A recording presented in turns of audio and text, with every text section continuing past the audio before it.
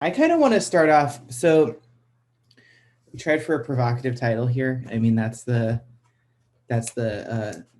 brander or marketer in my world. And I'm curious if folks could jump into the chat, like, and we could just start off with a really quick sort of general question, like why'd you join this? Why'd you join this session? What about this title raised your eyebrow? Trust issues, don't we all? Ain't that the truth? I believe I saw someone jump in that has a Karen Caryn name. Karen Unterschutz. Karen, you are not the only Karen I've ever met with that exact spelling of the name. Wonderful to see you. All right, we have privacy is crucial. Was for the presenter more than the topic. That's extremely generous. Somebody was intrigued. We have trust but verify. This is a great point that we could put out there. Who can we trust? Who do I trust? Yeah, need to better understand IT security. Well, Nancy, you may be a little disappointed here, but I appreciate you coming regardless. Who knows what is going on? Dorothy may not. So here's what I want to do. We have 30 minutes. So my pitch for you all is I want to spend a 5-minute talk through so we could talk about trust. Like trust is something that we all experience as humans. It's really key to all of our relationships, and being something that's so fundamental, it's often hard to interrogate. Like, what does trust mean? Why do I trust some things and not other things? Then what I would like us to do is take some of that and try to translate that into the sort of digital, like the digital environment that we all live in or work in. And see if we can identify some points where we felt like, oh, I really trusted this process, or I really trusted this person at the institution. And then also talk about like, where are some places where we felt like trust was really missing? And then what we'll do is we'll dig a little bit into the SOAR analysis and think about what is it that is important and cogent for this to carry forward. So I will start off. Do I have folks in Mural? Is everybody feeling good about that? How can we democratize the data without risking the farm? Man, ain't that the truth? All right, so I've got y'all in here. On our outline, if you go over to the upper right-hand side and you click on the little outline button, it's gonna pull you to our first section here. And what I would do is I can actually, I'm gonna be rude, I'm gonna test your trust by actually doing this thing called summoning people over to where I am. Oh, 44 people are following me. That was easy, trust-wise. Okay, let's talk about what trust means, right? So many people are going to be familiar with this image. Many people are not. This is from a classic video game called Pitfall. And John Wilson, you don't see the outline. It's in the upper right-hand corner of your screen. It looks like 3 little bullet points inside of a box, but that's okay. You don't need it. So when we're thinking about this, we're thinking about like, what is trust? It's a thing that we experience. And what I'm going to do is I'm going to posit that it's composed of a couple of different discrete elements. The first element is uncertainty. So if we're in a situation where we know exactly what the outcome is going to be, do we require trust, right? Or do we just know what's going to happen and it's going to happen and it's going to be fine? So I'm going to posit first that trust requires uncertainty. You have to overcome something. And why do we choose to trust, right? We try to choose to trust to realize a gain, right? We want to overcome an uncertainty to reach a goal, to have a gain. This is the stock market, right? Let's talk about uncertainty there, right? We don't know if the stocks are going to go up or going to go down. We do know that we have a gain, right? We have a gain, which is to invest smartly and make a little bit more money. So how does trust function? I've got somebody making a circle here. Cool, appreciate that. I'm going to posit that what trust is the thing. Trust is the rope that this character is going to use to overcome uncertainty, right? So they, if we imagine being this person, man, there's actually a lot of uncertainty in this image, but if we imagine this person, they grab the rope or the vine in the jungle to swing over the alligator pit. They tug on it. You're trying to decide, can this carry my weight? Is this long enough? Is it going to swing me through? Do I have the ability to make this work? These are all the actions of trust, right? These are all the sort of subconscious or sometimes very conscious decisions that we're making as we're trying to trust in something to get us over uncertainty towards gain. I think this is an interesting assertion that somebody says peace exists in this space over the alligator pit. I think that's fascinating. I strongly encourage you to present at next year's Empower around that particular topic, because I do think that that is extremely interesting. Now what I'm going to do is I'm going to drag you down, and we're going to talk a little bit about tools, right? What are the tools that we use to overcome uncertainty? And the literature sort of suggests that things fall into several major camps, right? We have ability. This is tugging on the rope or the vine to see if it's strong enough to hold us. So we're talking about things like competencies, skills, knowledge, expertise. Is my stockbroker aware enough of this space to give me good recommendations, or are they just going onto a Reddit forum and just sort of clicking on what is the most upvoted option? Okay. Then we have stuff like benevolence, right? So benevolence is a weird word. That's not one that we typically use or maybe necessarily take seriously, because that can be an abused term. But what we're talking about there is we're talking about what are the intentions, what are the motives, the altruism and goodwill. So some trust experts say that no trust can exist if the person that you are trusting does not have clear motives, does not have beneficiary motives to help you, right? So this is great for the stockbroker, right? When we ask them to invest for us, they receive a commission, and their commission grows as we develop more of a trust relationship with them and do more business with them. So that's a great motive. Okay. There are also motives like this is because I feel altruistic about other people. This is some of the motives that are driven by maybe a place that we work at, like a higher ed institution that has a charter around working for those who we can include instead of those who we can exclude. Okay, and then the third thing here we have integrity. Like, what are the principles, ethics, oaths, or character of the person that we're working with? So think less about motives and intentions and think more about rule sets that exist in that other entity that sort of govern the way that they work. So integrity could also have a line drawn to it regarding, hey, like legislation, regulations, requirements that are placed on a person or an individual, and what is their willingness to sort of break those oaths or ethics or principles in order to maybe corrupt or sort of misconstrue the trust relationship. So that's the big picture. Boom. Let's do something now for 5 minutes and we'll see if it is fun. Let's see here. I'm going to draw everybody out. We've used some. I'm going to release everybody and I will actually re-summon you all here. So we have some very general tools. What is trust, right? And what I'm going to ask you all to do is think about your relationship with our environment. So our environment here at ASU, our environment in higher education. I want you to think about that. And I want you to think about, have there been any instances where you have felt a strong amount of trust or a strong amount of distrust as you were engaging with our higher ed environment? And what I'm going to ask you to do is you should be able to double click, and double clicking should stick a sticky note on there and you should be able to type right away. So I would love to spend a couple minutes and I would love to see folks share some of your experiences. What have been high trust moments? What have been low trust moments? What's been in the middle? And we'll set a little timer and let's see what we get. These are all fabulous. We're going in a lot of different directions. I can also ask for former students, current students, what have been some trust points in your student path as well? That's something worth considering. All right, so let's wrap up our last clicks here, and I'm going to invite everybody to take a glance through and any insights jumping out about let's start from the top down, like any insights jumping out to folks as you're sort of scanning through and reading what folks are saying.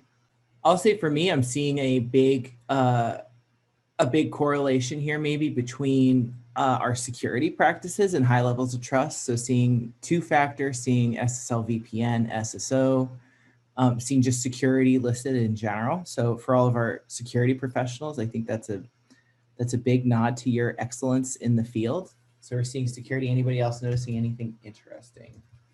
I see an interesting dynamic of people willing to share both their faith in trust and maybe some concerns that they have about their trust in non-digital trust items as well here. Yeah, we're talking digital and non-digital. Fabulous. What about as we move a little bit further down the chart? Let's get into that gray area, the unsure, all the way down to extremely low trust. I will say, especially down in the extremely low trust, I'm seeing a lot of hits around interpersonal relationships. So being lied to, someone being disingenuous, unbalanced workloads that are not equitable. So seeing equity there as a key component, something we definitely notice when it is missing. Interesting. We're seeing, yep, here comes the stuff in the middle. Unclear direction. Man, that is absolutely true. So it's just sort of lack of clarity, right? Not being given a lot of tools to negotiate where the uncertainty is and what you might be able to expect out of it. May I say something? Please.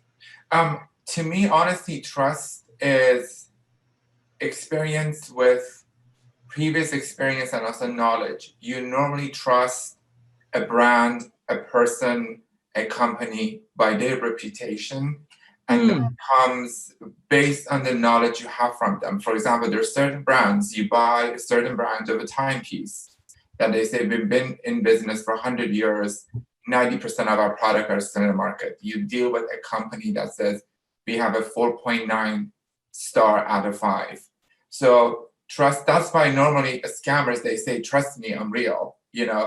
It's, you don't trust someone based on your gut without any knowledge. So to me, if I want somebody to trust me, I do need to represent myself and prove myself over time to them, to the company, either my services, my personality, the product. So when we say trust me, it basically can affect people, services, products, and a lot of things. But to me, a lot of that comes with knowledge. Knowledge sometimes comes over time. That's why, that's my thing about trust. When you say, do you trust this person, or do you trust this product, or do you trust this company? I look at their history. How long have they in business? And sometimes quantity is not quality. A company can be in business for 1 year, but they have 100% success rate.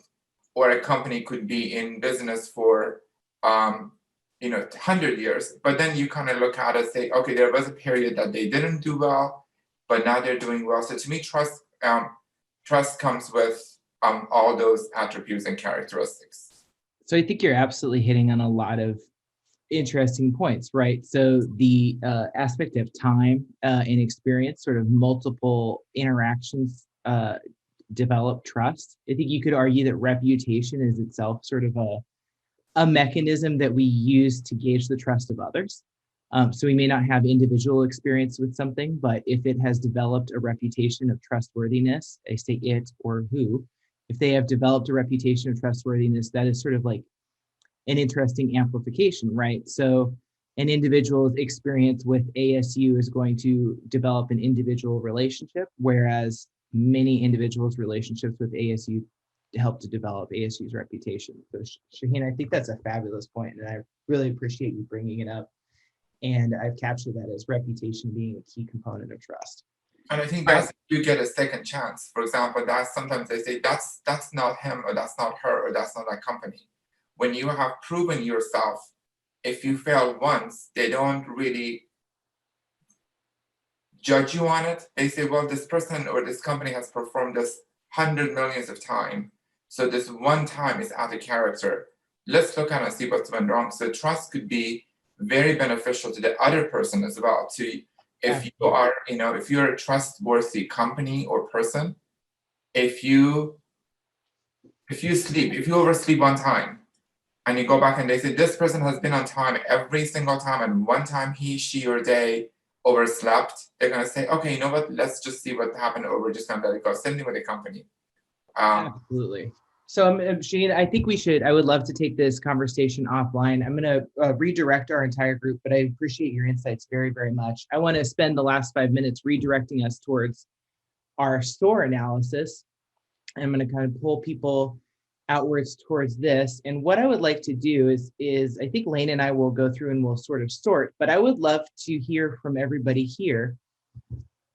What do you feel like our strengths are around trust as an institution at ASU? What do you feel like our opportunities are as an institution around ASU? And what aspirations would you like to see us have around the trust that we might be able to express to our learners, our faculty, our staff? I think all of those folks are being represented here. So would love to know what you're thinking around your strengths, your opportunities, and what should we really aspire to. And we've gone through some examples of places that we have different points of trust. Has that inspired you to think of, man, this is where I think we should go, or we're doing great in this space? But I love how much contribution we're seeing through the murals. So I will call this preemptively a success. I love your experiment here, Kate. And as I mentioned in the chat, this is so meta, right? You know, we're talking about trust, and we're trusting everyone to contribute to the shared workspace with over 90 participants. That's a lot of trust. So thanks for being trustworthy, everyone.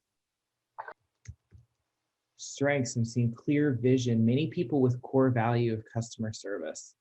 Fabulous. So we're hitting on that intention point, right? Like, what are the motives? What are the intentions? And also sort of moving into the integrity space. See the common goals here. Honesty and transparency, clear vision. We saw a little bit of that with Dr. Crow this morning. Opportunities, security and capital letters, appreciate that.